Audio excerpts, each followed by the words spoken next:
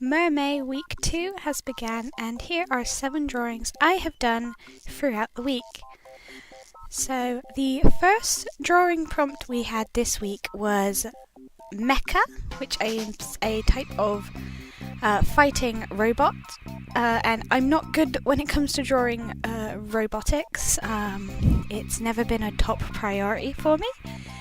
So this was a really good way to push myself.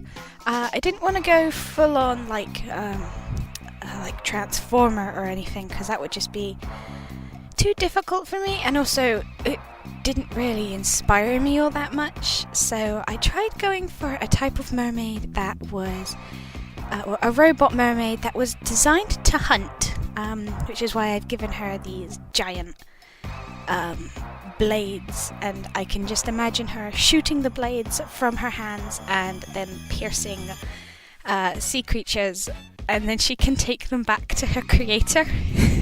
It's kind of like a poaching robot mermaid, which now that I think about it is actually quite sad, but also quite a nice idea. Well, not a nice idea, more of an interesting idea. Day 2 was Oni, which I had to do some research for this, and it's a type of yokai, and apparently they eat people, and they're very big, so I just thought giant mermaid. Most of them live in caves, but I didn't really know how to put a giant mermaid in a cave, so I decided to put her in a type of canyon with a waterfall running through it, and I thought that would be really good to show off the whole tail and her environment. I made her look kind of like the stereotypical yokai that she's based off of, just because I didn't want to mess with it too much from the original design, and I really like how it turned out. I put a few skeletons around to show that yes, this mermaid does eat people and will eat you and then spit out your bones, so you better not come into her territory.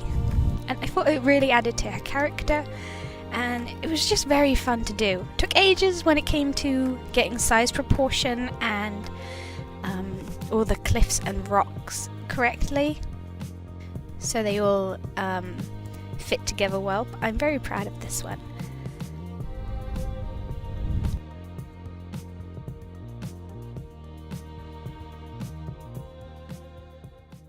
Day 3 was Ocelot. The little creature with the side things on its head that Mudkip's based off.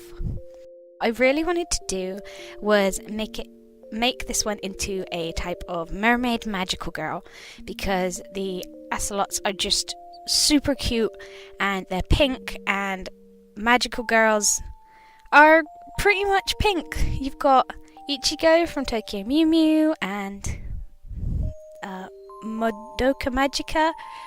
But yeah, I really wanted to make her cute and pink and magical, and I think I really succeeded.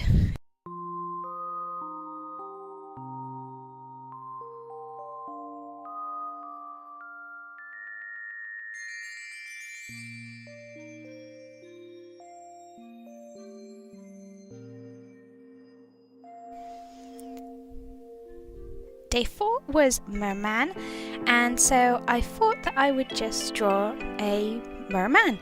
I thought I'd give him he has to be doing something, so I thought I'd do him just carrying around a bag full of groceries.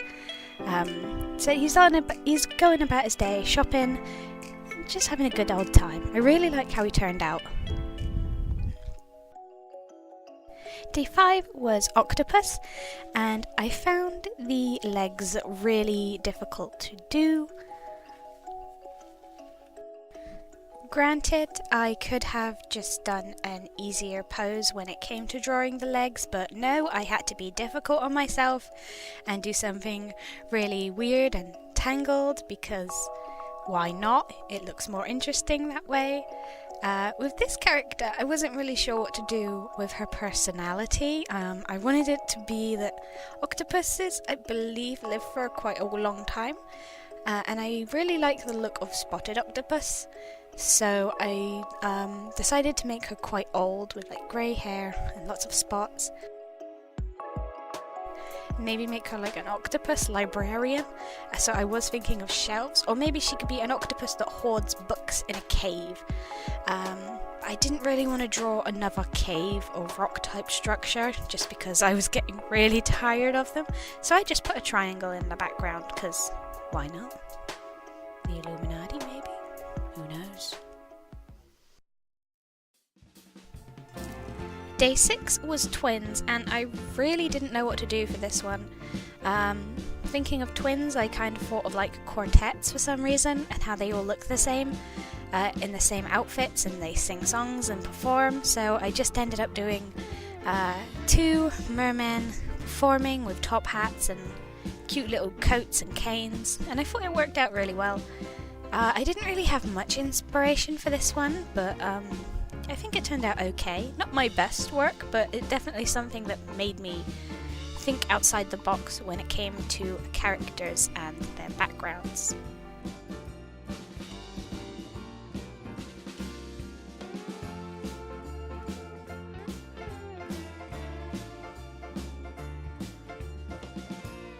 And the final day, day 7, is Queen.